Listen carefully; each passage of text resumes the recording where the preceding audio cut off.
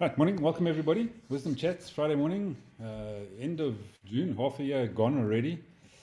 What have you done with the first half of this year? What are you going to do with the second half of this year, more importantly? We were just chatting before we started the session about turning people into the next Elon Musk overnight. So welcome, Laura. Glad you could join us, because I know it's the middle of the night there, so you've still got a few hours to go before overnight is finished, but we'll see how that one goes. So the topic this morning is how quickly can you start a business? And I think our pre-on-air discussion was sort of heading a little bit in that direction. So maybe I must bounce it back to Trevor. Trevor, how long does it take to start a business? Yeah, well, I think this little topic was stimulated by a comment that Rob made yesterday in an interesting discussion we had on business fundamentals. And he brought up, I think he said the phrase "false start." And I thought to myself, what's my biggest frustration in life ever since the blooming internet was given to us as a gift mid-1994? I can remember it. And my frustration is that I could immediately see here was a tool that could actually speed up the way that you could actually do business. In other words, this being relative to fast start or fast tracking. And it's always been my biggest frustration that the more tools that we've got and the more skilled people that are around, it seems to get relatively slower and slower to get people to actually speed up and do the things that we want to do. So I actually asked Thabiso just before the session, with all the stuff that he's learning, and man, he's learning big things. And I said to him, he's like the preacher or the teacher that learns more by actually teaching and preaching, because he's teaching us more from his 26-year-old viewpoint than we are from our almost heading up to the 70s viewpoint. So the teacher learns a ton, but I put the question to him. All this learning that you have at 26, can you actually apply it and become the next Elon Musk tomorrow morning? And then can you just recognize us for all the inputs that we have done and give us the best positions in your company at the best salaries? So we are making an investment in you, Thabiso, but we'd like to have these jobs by tomorrow morning, please. So there's just this promise of technology about helping us to speed up that has caused me the greatest frustration in my life over the last 25 odd years, I think, because I see the potential for speed. So do I have any answers about how to fast track a business? Mine would just come down to attitude.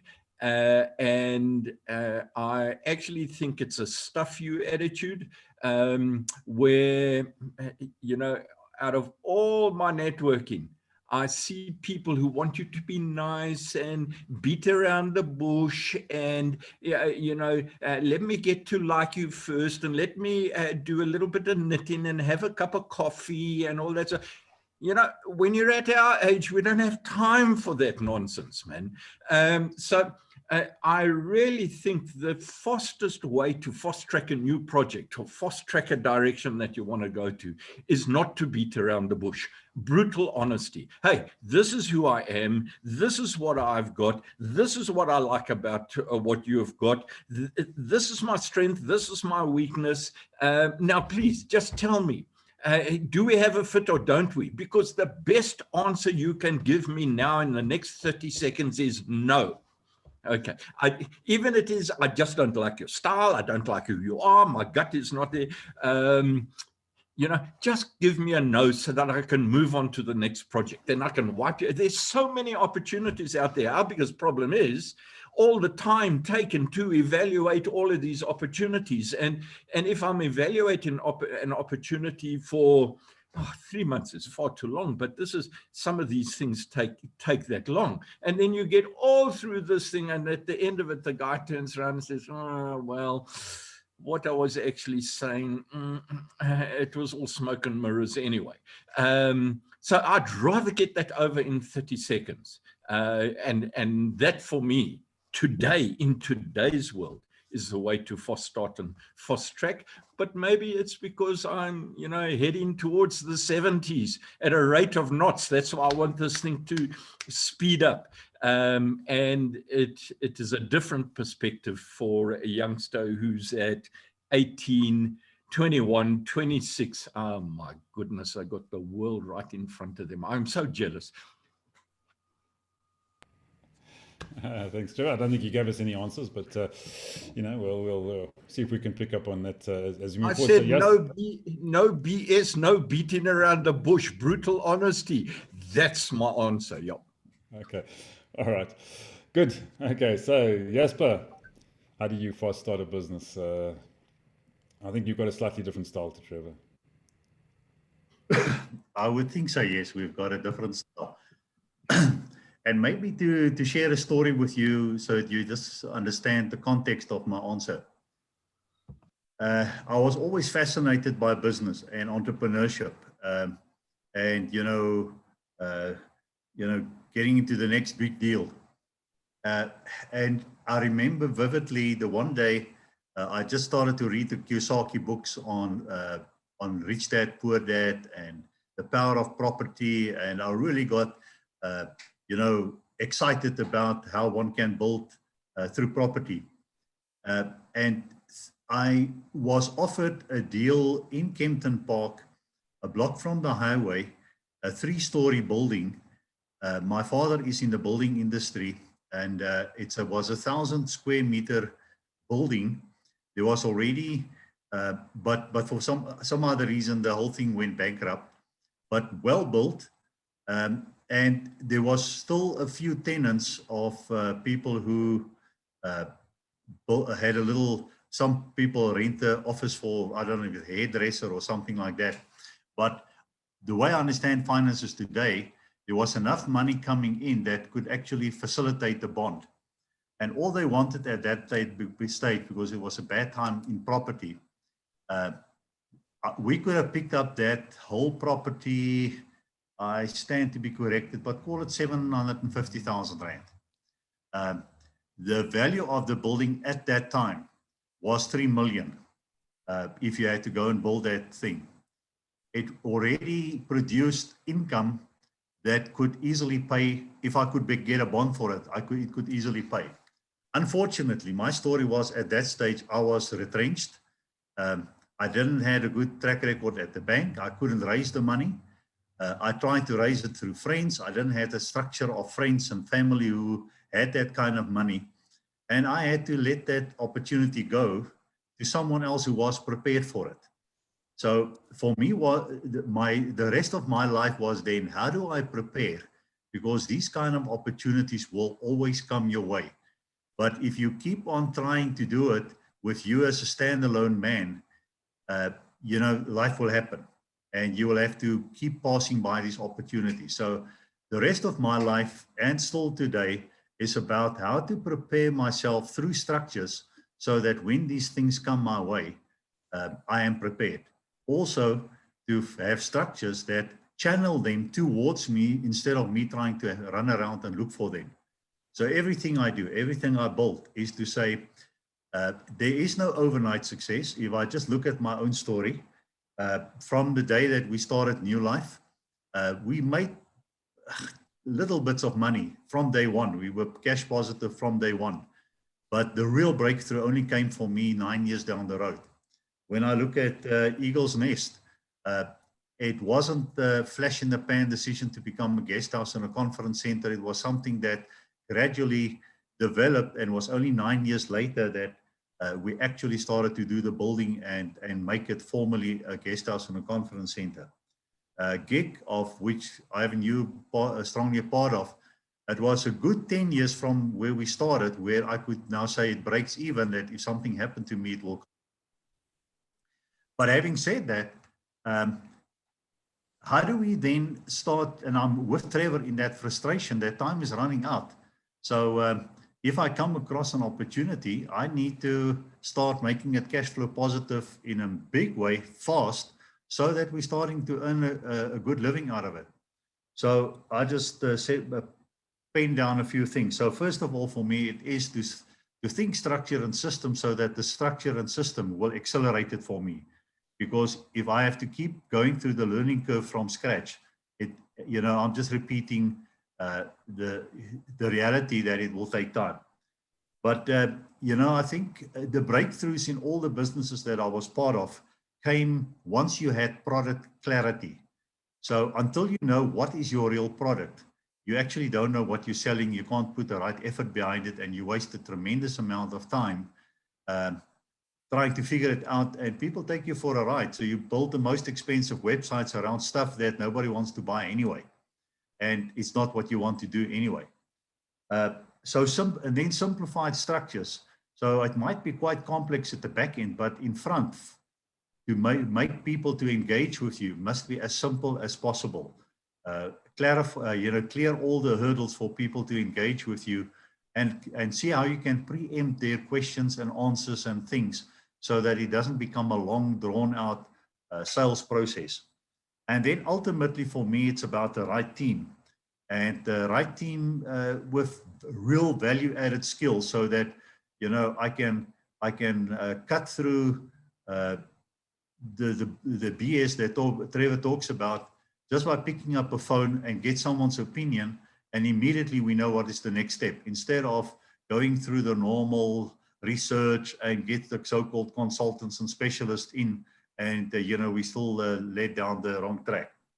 But a team that when we talk, we actually talk headlines. So when you talk headline, just by reading the headline, you already know the whole article, and the article could be a couple of pages long, but you only get to talk headlines and understand each other immediately when you talk with people that has experience and has got the scars to show that they've done it. So it's difficult to get to those people. So it takes time to build these relationships, and also people that once you've said, all right, I'll do this, you do that, it's a done deal. You don't even check up on each other. Next time you almost expect results. So that's the ideal world. I'm still striving to find this ideal world. I'm still building on the team moving forward.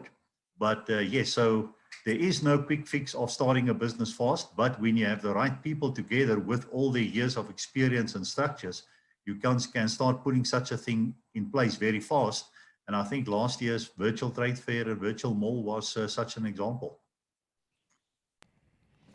Great, thanks, Jasper. Yeah, interesting. So to get a fast start, you've got to be slow, but lots of preparation. So yeah, I think that's some great examples there. So thanks very much for that. So Rob, your thoughts? How do you get a business off to a fast start? Trevor, if I start to talk bullshit, just hold off until the end, please, and then just do it once. Otherwise, I might get diverted. So I think I would join a group called Wisdoms first, because we have a lot of wealth and different experiences, particularly like Jasper's more concrete way of getting forward than what to avoid. So I would suggest that one reads a book. Let's try and know what we don't know. Let's learn to actually minimize the mistakes we might make. So there's a book by Eric Ries, which you may have read, called The Lean Startup. It's a good read. So it deals with MVPs and how to validate your product in market as soon as possible, or whatever it is you're going to offer. I would do a prototype. I'd map out what it is I'm trying to do, or the journey that my business is going to take. So for example, if I have a product business, I'm going to map out the customer journey from the customer through to how I'm going to offer the product, how they're going to buy the product, and then how I'm going to source the product if it's not my own, and then how I'm going to deliver the product. and try and have as complete a picture from A to Z as possible, which will give you a good idea of the next step you need to take. So which of those things can I do myself, and which of those things do I need help with? And then you'll know who to go and look for in terms of, well, I need a website or I don't need a website. I need a brand or I need a market, which is typically the biggest challenge. How do I find my market? I've got a great product and now I go and look for the market. It's ask about face. You first go and look for your market and then you decide what the product is that the market actually requires. That's about it. That's pretty good. So thanks, Rob. Yeah, I think some great pointers there as well. So Laura, what are your thoughts on getting a business going up and running quickly? Well, I can't speak to that because I'm still trying to do that, and I have no idea what quick means because I've never done it, and it seems like it's really slow. I think I love what you said, Rob. I think and Jasper about your team. Who's on your team? And I find myself cringing as of late when I'm asked the question, "What do you do?" What's my why? My why it's an acronym. Who hears you? Who's my audience? I know who my audience is, but then to go out and to explain it, and I understand the pitch and I understand this statement you got. It's like, that's what I do. That's not who I am. My business is relationships. My business is to create and cultivate and nurture relationships. And when Trevor was talking, a lot of what he said resonated with me. I'm very comfortable up to this point, and I wasn't for a long time ever, that if I feel pressured to answer a question or to do something or to accept something with an answer in that moment, if you need an answer now, the answer is no. I need to think about this. However, analysis is paralysis, because I'm an academic. Who goes to college for 12 years? How many people? Why? Because I was afraid to grow up. That's really legit answer. So at a certain point, you gotta suit up. My mom says, pick yourself up by your big girl panties and get a move on. Let's make it happen. At a certain point, you gotta, or get off the pot. And suit up, show up, step up, and speak up. When is enough enough? And I was writing this to Trevor in the chat. It's like, I don't know if you've ever seen the movie Moonstruck with Cher. Snap out of it. Let's go, get a move on. And I can hear the brutal honesty, and I prefer radical honesty, that I can be completely direct with someone and say, this is how it is. I don't have to be mean about it. They might take it as mean. It's not my problem. I can phrase it. If someone, I can't make someone think, do, or feel anything. I can set it up, sure. It's up to them how they take it. And sometimes I really need some radical honesty with a little bit of brutal, just like get on it. Let's go, get a move on, giddy up. So I appreciate everybody in the comments, and I'm going to giddy up. Thanks. Great, thanks, Laura. Yeah, so I think some good points there as well, especially the advice from your mom. Of course, moms always give great advice, so we mustn't disregard that at all. So Thabiso, let's see what Thabiso thinks about starting a business fast. So are we all right or wrong? Let's just turn our videos off for Thabiso, because I know he struggles a bit with his bandwidth there. I want to explore a case study. In 2014, Brazil played Germany in the semifinals of the Soccer World Cup, and they were like the hosts and hot favorites to win the tournament. In this game, more than 80,000 Brazilians filled the Belo Horizonte stadium, and Brazil were missing their key players, such as their captain, Thiago Silva, and their golden boy and Neymar Jr., they were missing them through suspension or injury, But even with that, the consensus was still with Brazil. When they sang their national anthem, the whole stadium just evaporated, They sang with a lot of zeal and passion. It was inspiring, Some players even cried, They were playing for all of Brazil and the players who can't play you know, this game, such as Thiago Silva and Neymar, you know. The Germans, on the other hand, didn't show any of this, you know, didn't show any of this zeal. It was just another game for them, you know. They were merely focused, relaxed, and just professional. They didn't show the same energy when they sang the national anthem, and they just didn't overwhelm themselves. You know, they showed absolutely no emotion. Brazil started the game like a house on fire, you know, attacking the Germans with just everything they had, you know, with the crowd cheering and just applauding them. You know, Germany was under pressure, you know, like, man, it was tough. It was so peculiar, you know, even David Luiz, the spine of the Brazilian defense, was in offensive positions. But, you know, Germany kept their structure and their shape, you know, for the first 10 minutes and just looked at everything, you know. And after 15 minutes, the scoreline was 5-0 in favor of the Germans, you know, and the Brazilians were just distraught, you know. The fans were just crying. Germany had just won the game in less than 30 minutes, you know.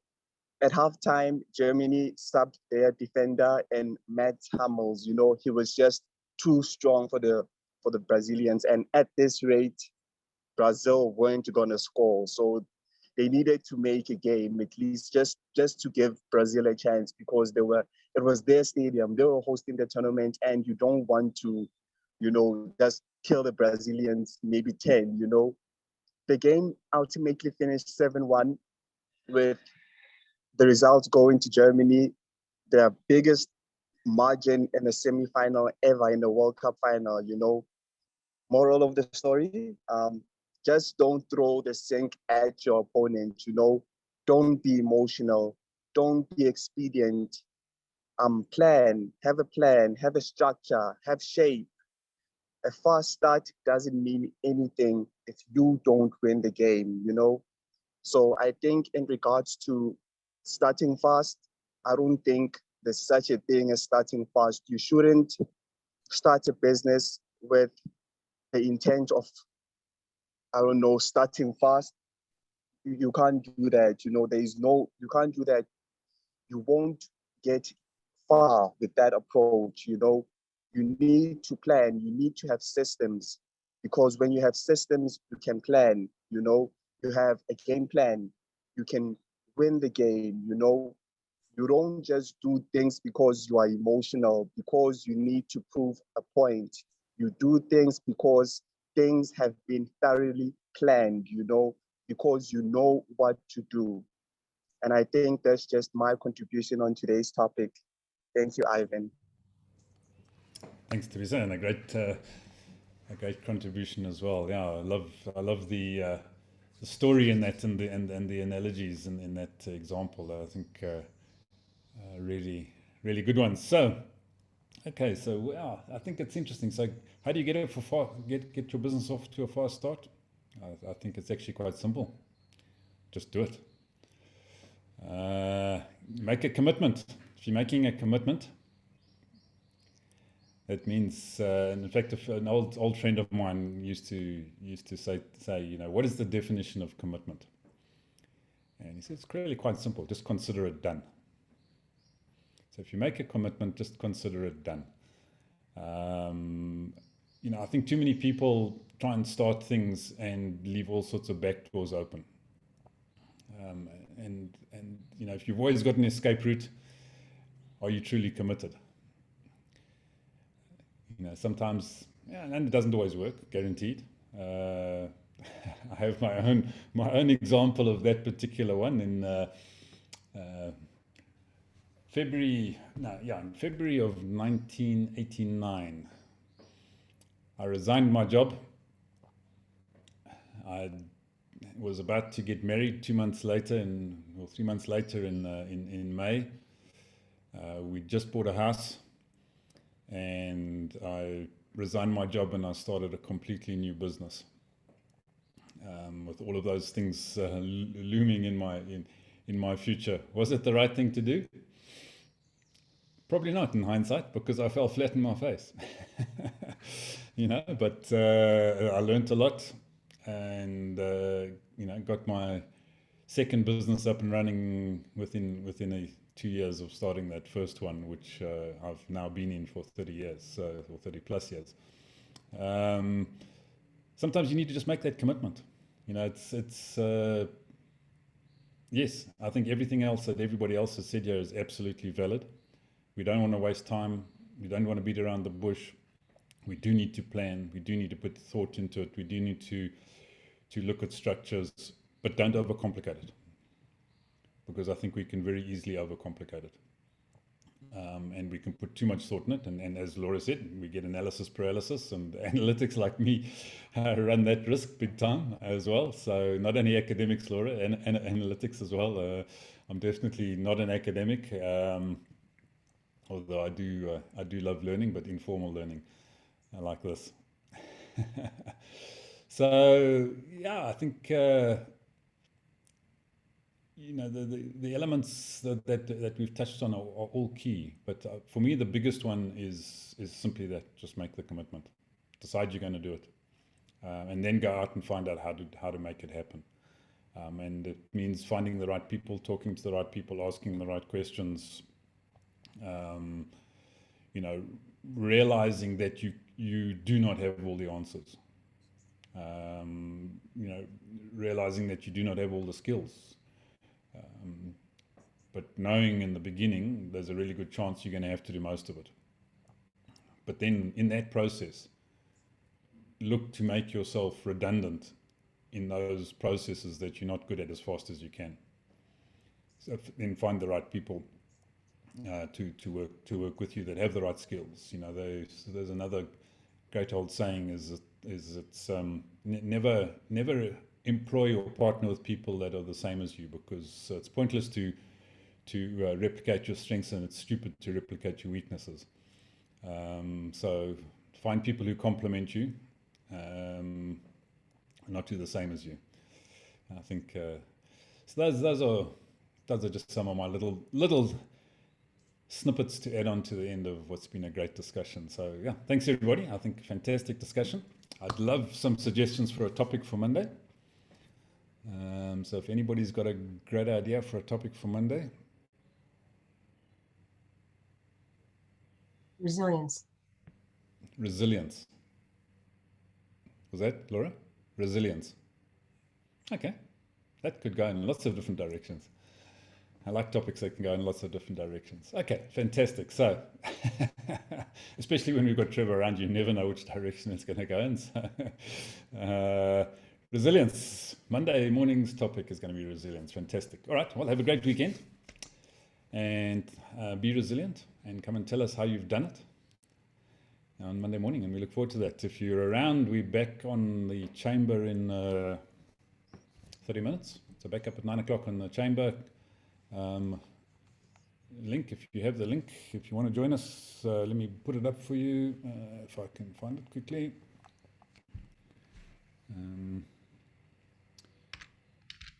Jasper, have you got it? No? No, Jasper's gone. I lost him. Okay. I have the link. And there it is. Pop that into the chat box. So that's our community chamber link up at 9 o'clock, where we're talking business, as always with the chamber. But otherwise, we'll see you Monday morning. What's that, Laura? It's not in the chat. Oh, sorry. Somebody sent me a direct message. So there you go. No, in the chat. There you go. Super. Okay. Great. Thanks, everyone. See you Monday morning, if not before. Have a good one. Cheers.